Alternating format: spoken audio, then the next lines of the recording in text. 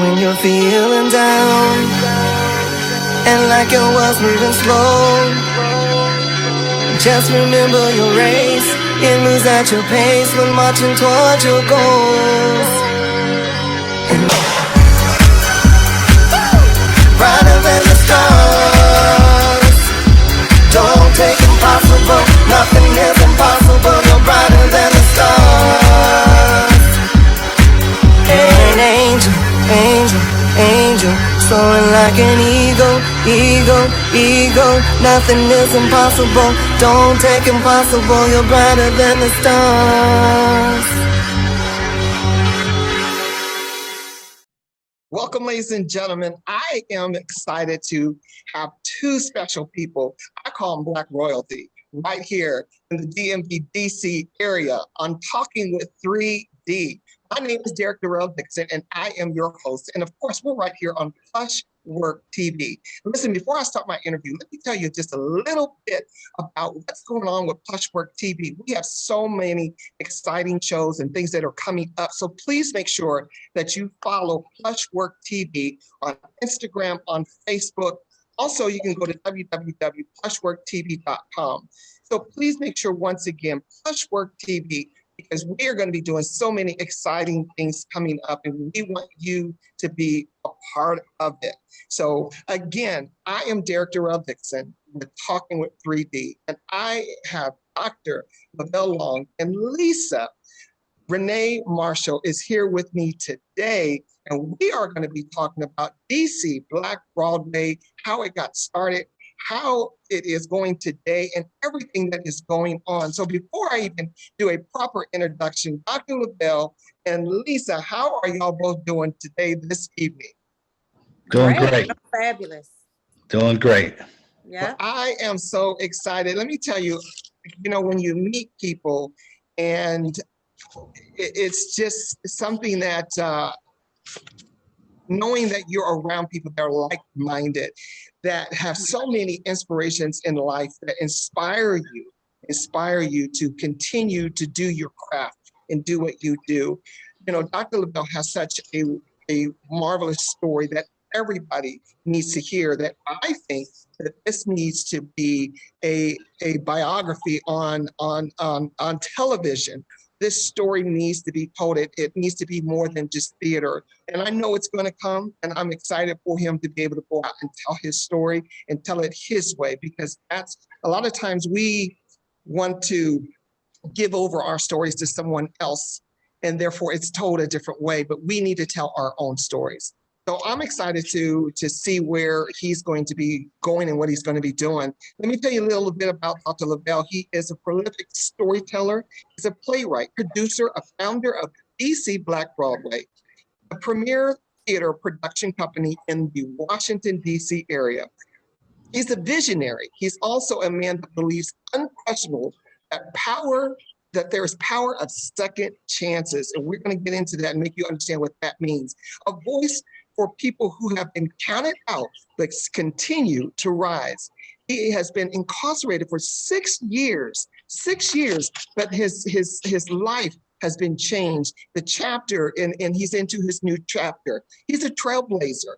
He started his first debut production, 2018, called The Giz, G-I-Z, The Giz, played off The Wiz. It's a colorful go-go flavored rendition of The Wiz. Made history as the first stage play to grace the stage at the National Harbor's MGM Grand Casino Theater. Also, Dr. Lovail has had tremendous type of accolades and awards: the Titans Awards, the Play Magazine Awards, the Social Media East Coast Awards, the Music and Movie Awards, the Go-Go Awards. That is Dr. Lovail. Also, I have Miss Lisa Renee Marshall with me, a native Washingtonian. Washingtonian, is that how you want to say it? Washingtonian? Washingtonian, yes. Washingtonian. Yeah. And she has been in entertainment since she's been the age of 7, an actor, a dancer, a singer, and a director. Also performed in theater, television, and film. She started as the Wicked Witch of Wardolph in DC musical The Giz, produced by DC Black Broadway, and has a recurring role in the television series Double Cross. Also plays the nurse Rachel She loves black and white movies. She has also produced or directed, the stage director for the DC Black Broadway and for Golden Girls. And I love these titles that the movies have. Based on the beloved 80s television show that which starred in all black cast. Lisa's a professional and a veteran, and she was born to do this. So, ladies and gentlemen, Dr. Lovail and Lisa are here with me today. Thank you guys so much for coming on board and just sitting here and being able to talk to you both. I feel like I'm going to be learning so much from you, and those that are watching, that they can learn so much from your story and be motivated. So Dr. Lovail, let's just get right into it.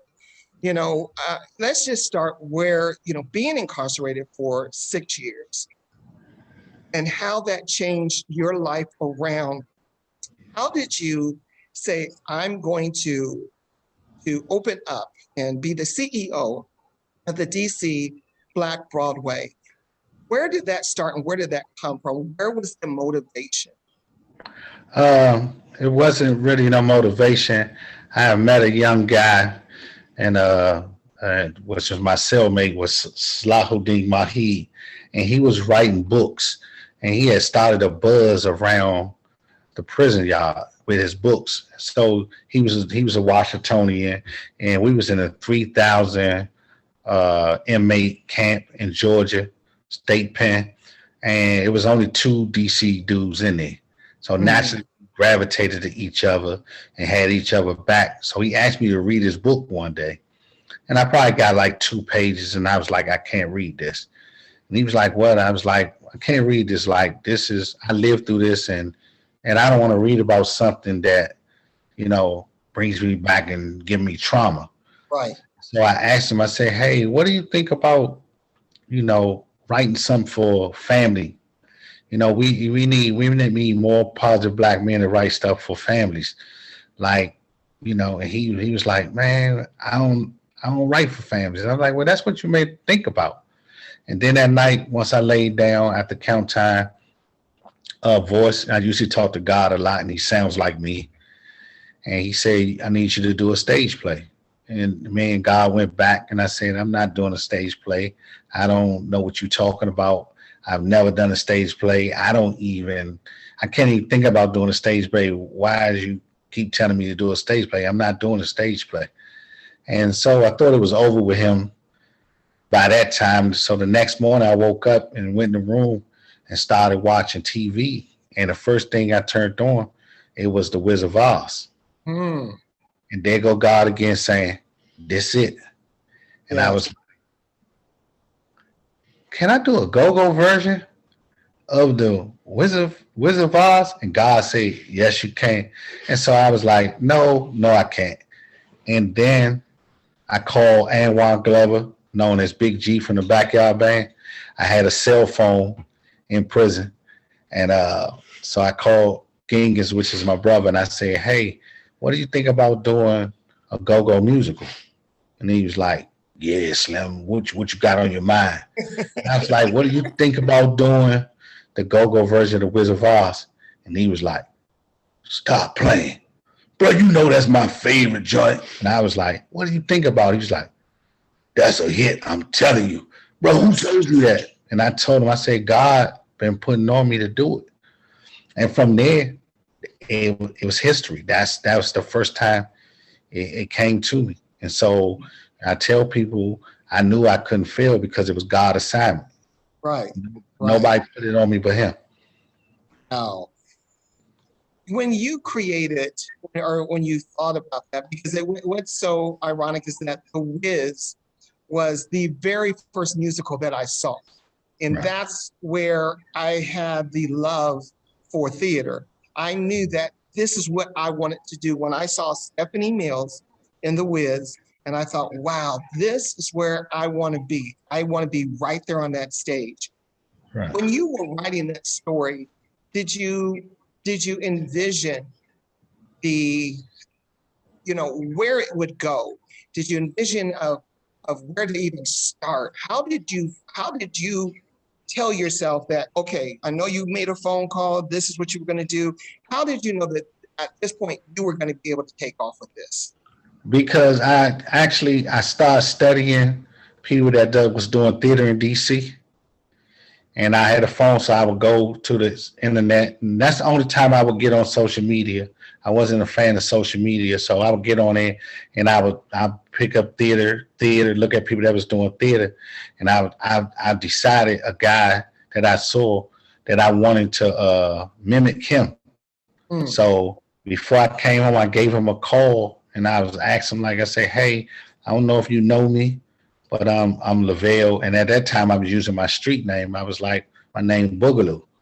And I was like, and I looked at his friends list on social media, and I say, man, you can call this person about me, you can call this person about me, and I'll be an asset to your company, right? And I told him my vision. Of course, he blew me off.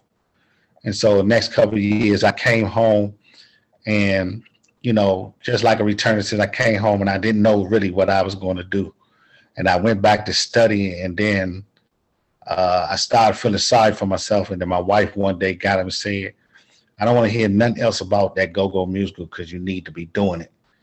And I made the phone call to the guy, and I worked for him for free. I mean, I went to get chicken, set up sets, move furniture around, and just watched. He allowed me to watch him, and I worked for him just to watch. And then once I started getting confidence, and I have already had connections as far as relationships in the city, and he was struggling to sell tickets. And I told him, I said, well, I can get Trey Chaney for you. I can get Anwan Glover, Big G. I can get Tracy Braxton. And he was like, man, I can't afford that. And I was like, you don't have to baby afford it. I said, they will probably do it for me for a little or nothing. Right. And of course, he blowed me off again. And then what I did was I brought Trey Chaney and Big G into his rehearsal. And that's when he started believing. And he sold out his first show. And from there, he kind of knew that I could sell tickets, and I knew people. And he brought me forward, and I just started watching. And I was so interested in theater. See, mine was it was Stranger in My House when I knew that I was supposed to be on that stage. Wow. So I was like, I can do this. Like, I see, in the first play that I helped him with, I wasn't even interested in it. I was like, this play is garbage. Right. And I kept on saying, I can do it better. But he kept on blowing me off. I say, and I read the script. I was telling him, I say, I wouldn't write this script like that. I would do this, I would do that, and I would do that. But of course, he wasn't listening to me. Right. Then once I showed him the gig script, he was like, that's next. He's like, that's it. And from there, like I said, God assignment, it just took off. I started running my mouth, and I went to the MGM and had to explain to them my vision. And because they didn't know in Vegas, because the MG here in Maryland didn't give me the go. They told me no here in Maryland. So I didn't stop there. I called Vegas. Gotcha. And then I had to explain to them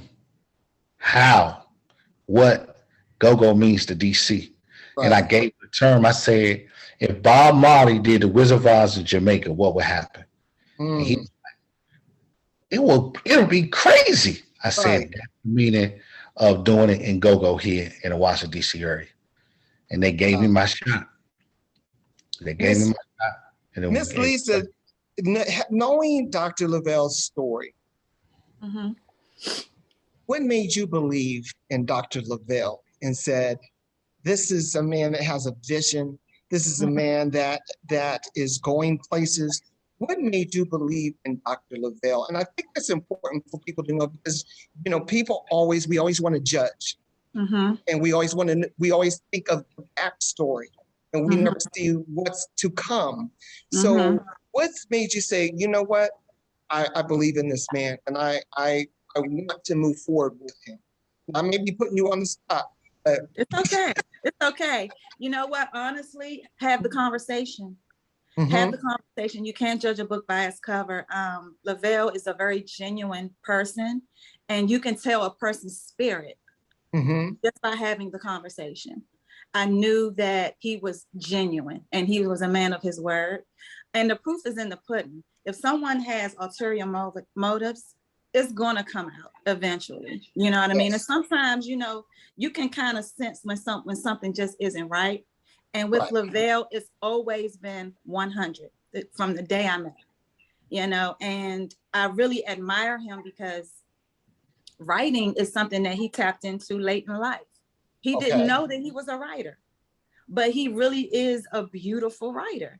And it's almost like he doubted himself at first because it wasn't like a lifelong dream. Like, you know, I don't remember not performing. And I knew at a very young age what I wanted to do.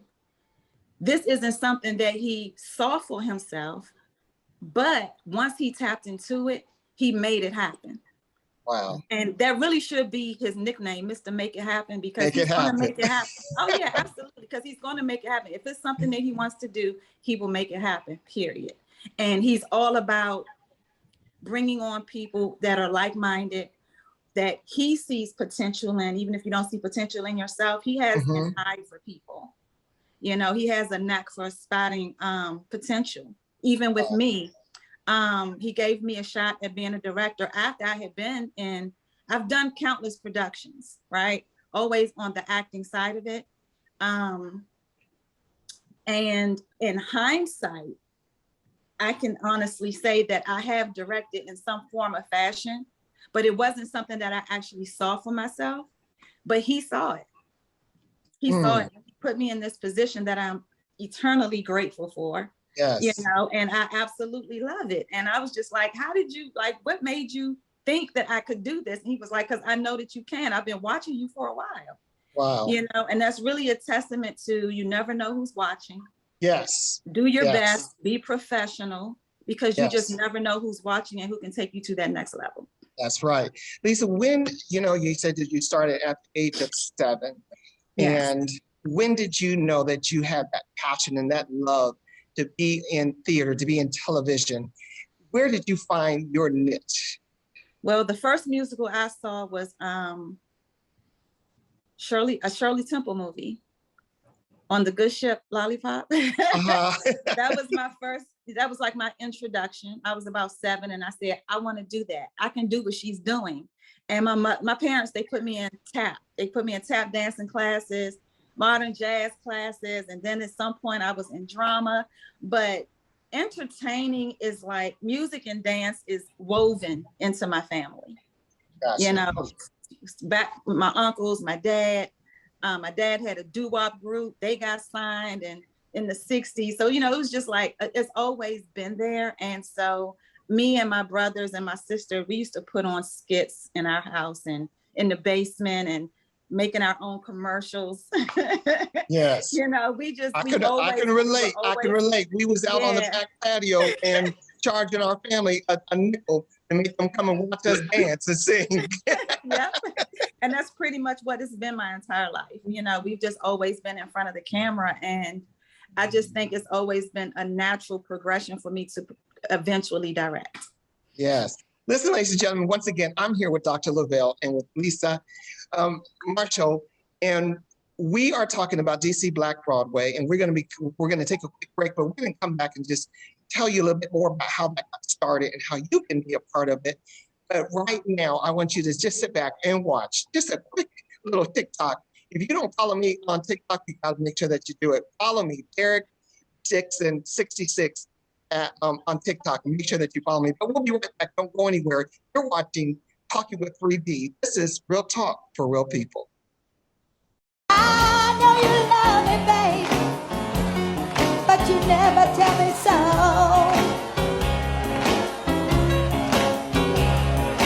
If you don't tell me you love me, I'm gonna pack my rags and go.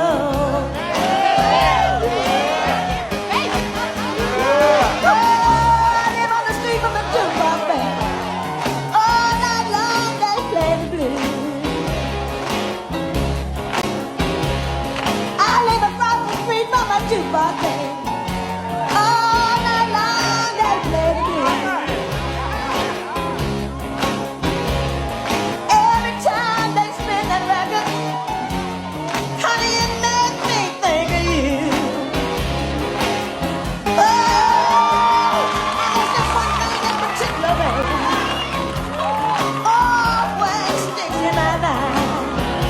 And ladies and gentlemen, we are back once again. You are watching Talking with 3D. I am here with Dr. Lovail and with Lisa Marshall. We are talking about DC Black Broadway. If you haven't heard of DC Black Broadway, I don't know where y'all been, because DC Black Broadway is doing so many things out there, employing so many actors that are giving them the opportunity and the exposure to act and sing and just get out there, and that people are aware of what you do in your craft.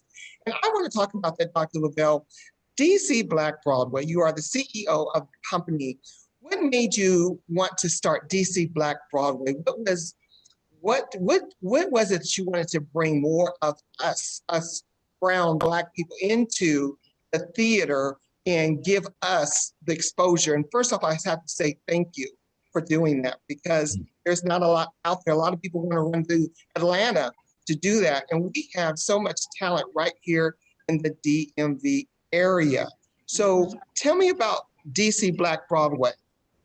So what initially started the thought of DC Black Broadway is when I'm looking at other playwrights and producers and their directors, I have pet peeve about individual sport, like individual.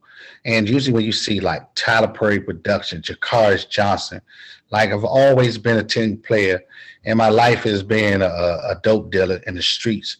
And my mother teaching me about family and I've always been taught how to be a fighter and stick with your people. I've never been an individual sport person, right? And all the success I have had on the bad side and the good side, I always had a team. So it's irritating to me to be able to, that person, one name stick out when it's so many people that brings it together. Mm-hmm. And by me coming in and watching a production, I just think to myself that one person putting his name on it and saying, this is such and such my production, that's not good in my soul, because it takes so many people to put on a play. It's really hard. And so that was the first thing I knew once I got in charge and he let me out the contract that I signed with him, that I wanted to do a team. I wanted to do a team name. And then I got kind of disappointed. I went to the Lincoln Theater to book a show there. And the lady at the Lincoln Theater told me that we will fail. Wow. And she was trying to help me save the money, because the Lincoln Theater costs like $23,000 a show. And she said, I need you to look at our calendar. And when I looked on the calendar, it was all white shows. Wow. And so I was like, that's motivation. Yeah. So I was like, we standing on Black Broadway. Like, this is Black Broadway. This quarter is Black Broadway. Okay. And I was like, you know what? We're going to do this play at the Lincoln. We're going to sell it out. And we're going to call ourselves DC Black Broadway. And the funny thing about the lady that was running it, the thing that really, really irked me, she said, well, I'm going to give you guys 2 bartenders. And I said, that's going to be a mistake. Mm-hmm. You're going to need about 6 to 8 bartenders. And honestly, she kept it there. So I came up there one day, lunchtime, and I saw this line of Black people buying tickets. And the ticket guy was like, this is for you. Mm-hmm. And at that point, the ticket guy said, I have not seen this in years. And from there, I started screaming like, man, I'm DC Black Broadway. And then the guy that I was working for, it was named his company, and I just stayed on him. I was like, man, we got to change the DC Black Broadway. It's too many. I started putting pressure on him. I was like, I don't want to be under your name. Like, why I can't be a team? Right. And eventually put pressure on them, and the name was changed. And when people heard the name, they gravitated to it. They was like, and then people that's professional in business, they was like, well, they're putting you in a hole because you saying DC Black Broadway and you want to take this to the world. And I stood on it. I was like, well, LA is proud of their city, and they all over. Where Atlanta is That's right. proud of Atlanta. Why couldn't we be proud of DC? I don't get it. And from there, we sold out the Lincoln Theater like 2 shows, and it was all history. I just took on the swag of DC Black Broadway, the area, and I was like, we're gonna represent. And it just fit. It just fit. It was just felt good. You know that do that and it feel good to you. Right. You got to go with it. You can't overthink it. That's right. You got to go with it. And as Lisa said, that you see things in people that they probably don't even see in themselves. Right. Do you find your talent? I know that you do have open auditions, but when you see somebody performing, how do you know that, you know what, that's the person, this is the person for this play, or this is the person for this? What do you see in people? Because I write, right? And then I sit and start, I create every day. Like I see things around me that I think is interesting. And I see people that I think is interesting. So I kind of knew that's my niche because of me being a drug dealer, right? I can tell a person if they was a police. I can tell that you was really from the streets. I can tell if you couldn't pay me. I could tell if you was going to call the police on me. I knew if you were genuine. I knew if you were going to be someone that can love me or someone that can rob me. Like it was just my instincts. And all my life, I've been around dope people. Like I knew within 5 minutes if somebody was dope and they was creative. I just didn't know I was creative. So coming to theater, and I got a funny story about Lisa, right? So Lisa came on late as in the Gears, which wasn't my fault, it was somebody else's fault, my partner. And she played the Wicked Witch. And she said, well, I'm not doing this scene for this amount of money. And me and him talking, I was like, she's doing that scene for that amount of money. We're not giving her no more money. What makes you think that she can do this and do that? And the funny thing is, she took the money that we gave her. And I stood on stage and she played the Wicked Witch of Waldorf, right? Was it the Wicked Witch of Waldorf, Lisa? Yeah, the Wicked Witch of Waldorf. Yeah, and I got the script like 2 weeks before showtime. Right. I was like, okay, I want me to learn this that fast? Okay. So when she did it, when she came out of stage, I was at awe. I was like, well, just like when I saw you, Mr. Dix, I was like, she is super talented. And I knew right then and there she was going to be my director. The guy that I had the company with, he was a director. I had already knew because he didn't direct her. She had just got the script 2 weeks ago. So he didn't direct her. She took on the character by herself. And right then and there, that day, I knew I was going to get rid of him. And I knew I was with him, but he was like my safety net because I didn't know nobody. And I had to hold on to him because I don't know how to direct. But when I saw her, I knew. I said, that is my director. I'm going to get rid of him. That's my director. And so the next day, I took money out of my pocket and she asked for a fee. And we did not give her the fee that she asked for. And I went back and gave her the money. I said, you deserve all of this. Yeah. Like you are truly talented. And I gave her money quick because I was like, man, I'm working with her again. I need her. Oh, that's right. See. Don't make me cry. I didn't come on here to cry, Lovail. Yeah. But I can say too about Lovail though, as far as recognizing and seeing people and being a great judge of character, I've learned to trust him because when he follows his gut, he wins. And so, because obviously, we have, first of all, we have a dynamic team. We have a great team of people that all work together to make something happen. You know what I mean? We have amazing producers, amazing marketing team, and an exceptional assistant director and great actors, right? So it's a team effort. But of course, when you have a team like that, you have disagreements. Right. We have disagreements, we have arguments. It's just like, no, but I think we should do this. Well, I think we should do that. It happens. Because the fact that, so many people don't trust. We get together and we don't want to trust in each other. We don't want to believe in each other. So therefore, we have our own motives. And when you have a team that works together and knows that, yes, you don't have to always agree. It's great to disagree because then you get to know the person. You get to know who you're working with and their work ethics. So, you know, it works. It works. It does. And at the end of the day, you end up coming to a resolve, you know, that is the big picture is what's best for the production, what's best for the team. But like I said before, I've learned to trust Lovail because he has a great judge of character. And whenever he follows his gut, he wins. So it's just like, okay, you know what? I'm going to go with what you say. I'm going to trust you this time. Right. And I'm going to tell you that you, as your production company, your production company makes everyone that walks through to do auditions or whatever to make them feel like winners. Y'all do. When I came into audition and I found out about the auditions at the last minute, but I said, I'm going to go. And as soon as I walked in that room, y'all made me feel like a winner. You made me feel like I was somebody. And that's an incredible feeling to walk into and to leave with. Because I'm going to tell you a secret. Your name was already in the room. When I saw Man Monster, I kept on telling my wife, oh, nah, we can't let him get away.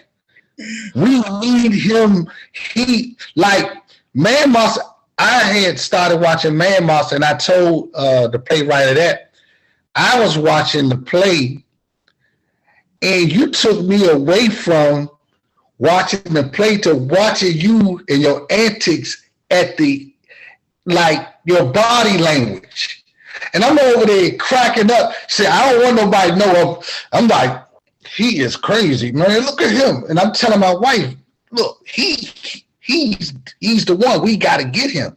And we already knew who you were. So even me sitting back and seeing you walk in the room, that's all I wanted to see you do. Like even with Lisa, I knew what I wanted from Lisa. Only thing she had to do was want it, right? And when you put these, like, I look at myself, I call her coach, but I look at myself as like a GM. And my job is just to put the right pieces together, right? And then I got my coach, which is Lisa, that knows how to translate my thoughts. Yes. Right? And then I'm going to say, ask yourself, when you put people that's creative together, and this is what we don't do as Black people. Instead of us trying to do everything our own, put the best together for one company. We don't have to fight over little old DMV. We put the best together. And we put 4 CEOs together, 4 actors together, 4 creators together, directors together, and we say we're going to take over the world, not DC. We can do it. So that's what we do is, and I tell people, like, if we work together, we can win big. Why try to separate talent? You know, and it's like when you walked in, we already knew who you were. We already knew that you made it. I had already had an idea what I wanted you to play, but then I did switch it because once I saw your audition and your range, I was like, nah, his name is Mr. Clean. He going like you're going like the play that I'm jumping ahead, but the play that I have vision is called Boogaloo's Juke Joint. Okay. And you're my narrator. Like you're the narrator, you're the bartender. And I've already visioned that once I saw your audition. I said, he is Mr. Clean. Wow. Yeah, he did. He said that. You said it that day. Wow. Wow. And my mind don't go back on it. It won't go nowhere because I'm stuck with that. Yeah. Even like with Lisa, I already knew Lisa can act, she can direct, and I'm pushing her like, I want you to do everything. I want you to direct and act, and you're saying you can do what anybody else can do because I've saw you in your artistry. You can do whatever you want to do, and I see the same thing in you. Wow. And my mission is to put the best 15 actors together and then go on that Tyler Perry run. I know Because that's right. once you get that chemistry and you get everybody that know their job, it's going to be magic every time. Yes. And Yes. see what I like about Lisa, and Lisa will put it on me, but Lisa is a person that I could tell her a vision and show her something, and she'll say, nah, Lovail, do it this way. Yeah. I tweak that. So I'm a person that loves to create, but I like people around me to be creators. And I saw that with the play. And I'm gonna throw somewhere. I'm gonna tell you how much I watched. The little boy at the play stayed on the stage when he supposed to left with his mama. Right. And you went into action like, get your butt off here, because you know you're supposed to leave with your mother. And I think the audience thought that was written into the script, but I knew that you was directing on stage right then. Yes. I say he's directing right now. He knows the whole script, so he knows what's supposed to happen. So those things like that is like, whoa. Yeah. Hey. And so look, I saw that. Dr. Lovail done turned some things around even on me. He about to put some tears in my eyes. Lisa, let me ask you, Lisa, being a director, creative director, and working with DC Black Broadway, tell me what I want you to talk to the audience, to talk to actors, because we have a lot of actors out there and that tell themselves, oh, I don't know how to play the crackhead. Oh, I don't know how to play somebody that's cheated on somebody. They never can put themselves in a role because of the fact that they've never done that. But you're an actor. So what do you tell an actor when they limit themselves and say, oh, I can't do that. Oh, I can't do a nude scene. You limit yourself. I know that we have to research and know what we're doing. That's what I was going to say. Talk to us and tell us about. You have to do your research, even if it's interviewing. Some people are method actors. They take on the whole persona of who it is they have to portray. You may not have had those experiences. You've never tried crack. You've never been a crackhead. But guess what? You've seen a crackhead. If you've never seen one, you need to look for one, or you need to go on YouTube, or you need to Google it, or you need to see other actors that have played crackheads so that you can get the overall persona of that character, right? And then you can interview people. If I need to play a doctor, I need to interview a doctor. I need to interview a football coach.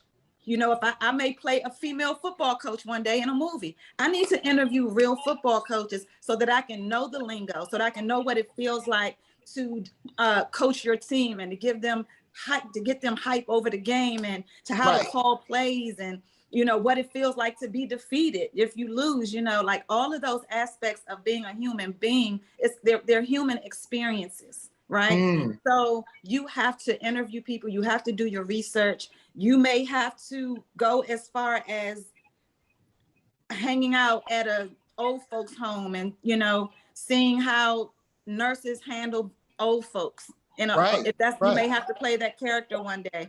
Halle Berry, she went so far for Jungle Fever to not bathe for 3 days because she wanted to feel like a strung out homeless crackhead. You know what I mean? She went that far. She went that far. For School Days, Spike Lee had the Jigaboos, as they call themselves, staying in one hotel, and the light-skinned chicks staying in another hotel, because he wanted to create that tension in real life so that it can translate on screen. So he had them staying in 2 different hotels. They never ate together. They didn't do anything together. So you just have to do the work. Acting is work. And you also have to stay in classes. Like no one has arrived. Okay.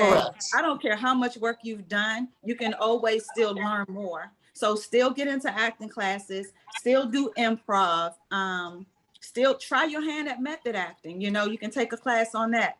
The Meisner technique. So you always have to stay on top of your craft, because you just never know when that moment will come. Success is preparation meeting opportunity. So you have to stay on your craft. That's what I was saying. Yes.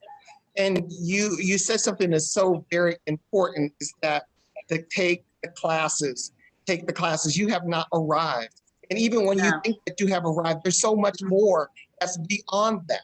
So Mhm. we always have to study this craft. You can go on YouTube now and take classes. There's a lot of things virtual that you can Right. take and learn craft. If this is what you want to do, if this is your passion, then you have to wake up to it. You have to go to sleep to it. My middle son, he said he wanted to be a filmmaker. And I'm like, and I will be the proudest father of you. But you have to do the studying, learn about different type of movies, learn about the angles and everything. But you have to learn the craft.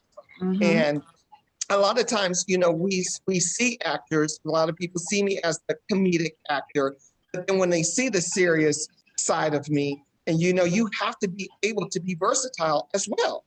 Right. And not be afraid to show that side of you.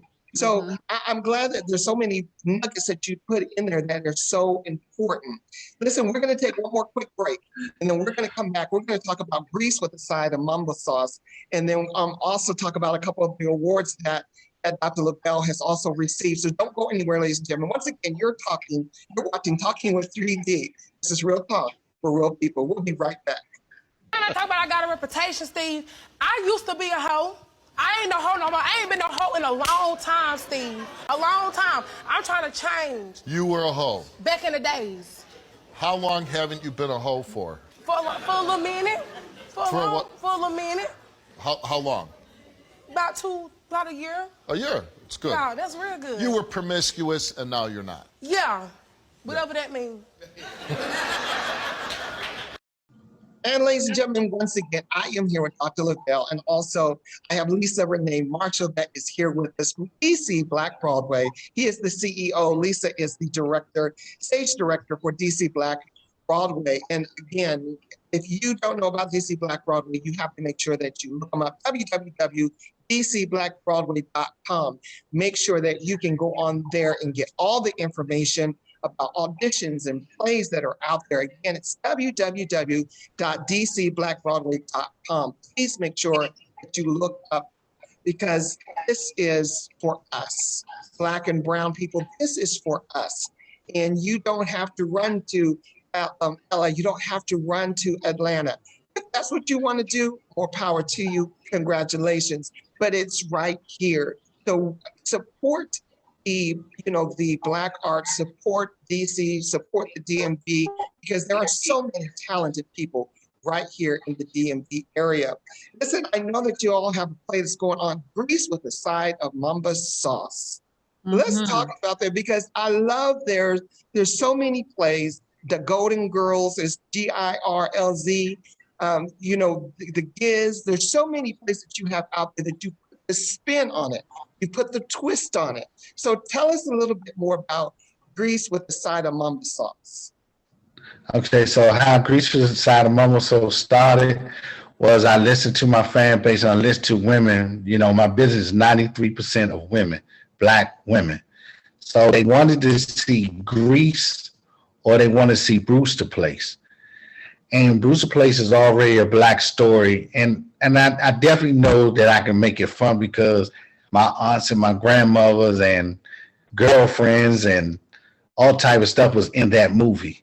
But when I started looking at Grease, I had started doing my homework. Like Lisa said, I started studying and looking into Grease. And I watched I know I watched at least about 70, 80 hours of Grease. And I really started getting upset again because I didn't see a Black version. I saw Boys to Men. I saw Boys and Men and a couple of Black people that was in Grease, but it wasn't a Black version. And honestly, all the versions I saw of Grease was boring. And so there you go again. I was like, I don't want to come out and say go musical. So what's did a DC that I could come out with that explain what I'm about to do to Grease? And then it was like, if I'm not going to use go, it has to be mumbo sauce. And say, I called Lisa, I said, what do you think about Grease with a side of mumbo sauce? And she was like, that's it. Lisa, tell us more about when Grease with the Mumble Sauce. Where is it playing right now, and where can we see it? The Sure, dates. it's going to be at Bethesda Blues and Jazz Supper Club. August 26th, 27th, and 28th is the first run. And then the second run is September 24th and 25th, I believe. Yeah, that weekend in September. So, yeah, so you have a chance to see it. It's 5 shows all together. But if you can't make the August, you can definitely come in September. You can go to bbjlive.com to get your tickets.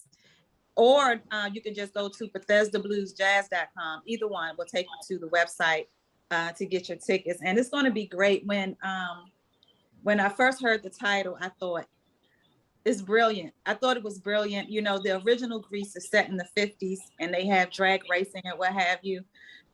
This is DC. Right. Right? So Lovail said, I want to have it set in the 80s. I was like, brilliant, because that was the onset of, you know, the early 80s was like the onset of go-go. It was the onset of hip hop. It was when our culture was just doing the doggone thing with the way we dressed, our music, everything. You know, we took so much pride in our dress. So all of that together is just makes for a beautiful production, because it pays homage to our culture in the 80s. Right. And you know, even down to like the Madness hats and the K-Swiss and the Coca-Cola shirts and the tennis skirts, and you know how we used to dress and how we used to do it up. And then, you know, that's when go-go just really took off and people fell in love with it. So, and then Mambo Sauce is a DC staple. So it's just really an ode to the culture, and it's something that hasn't been done. So I'm really looking forward to people seeing it. And then it's a dope script.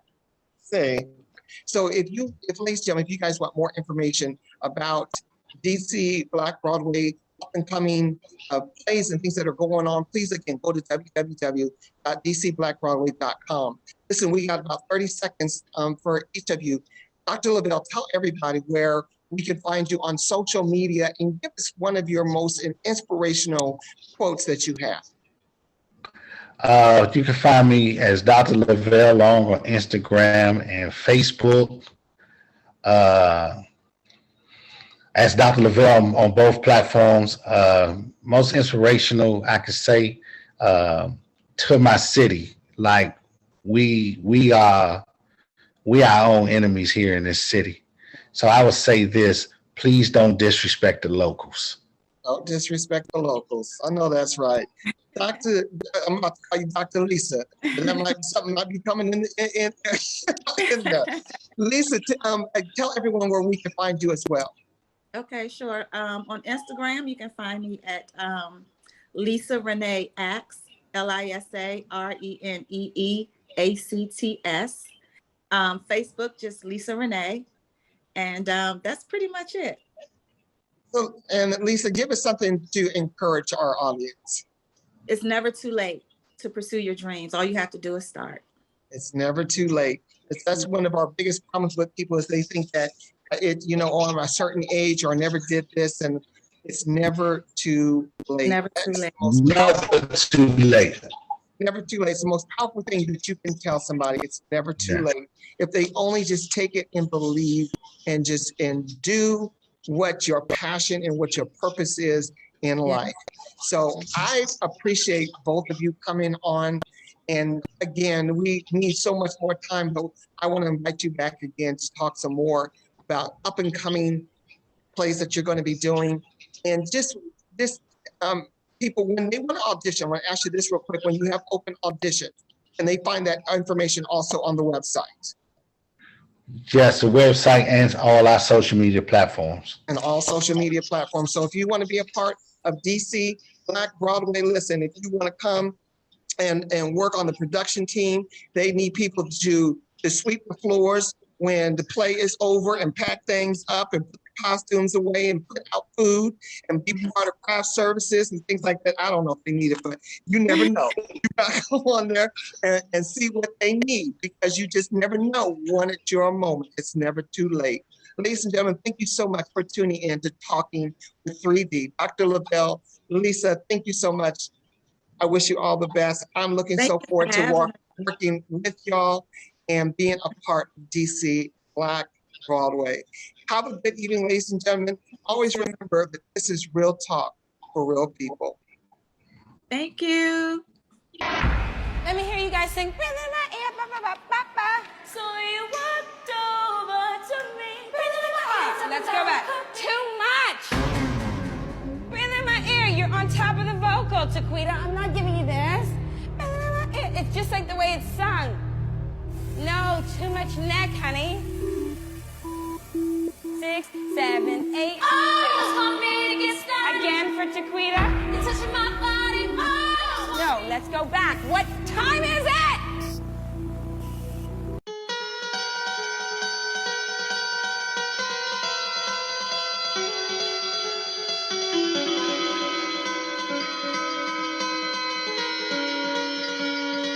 When you're feeling down and like your world's moving slow, just remember your race. You lose at your pace when marching towards your goals. And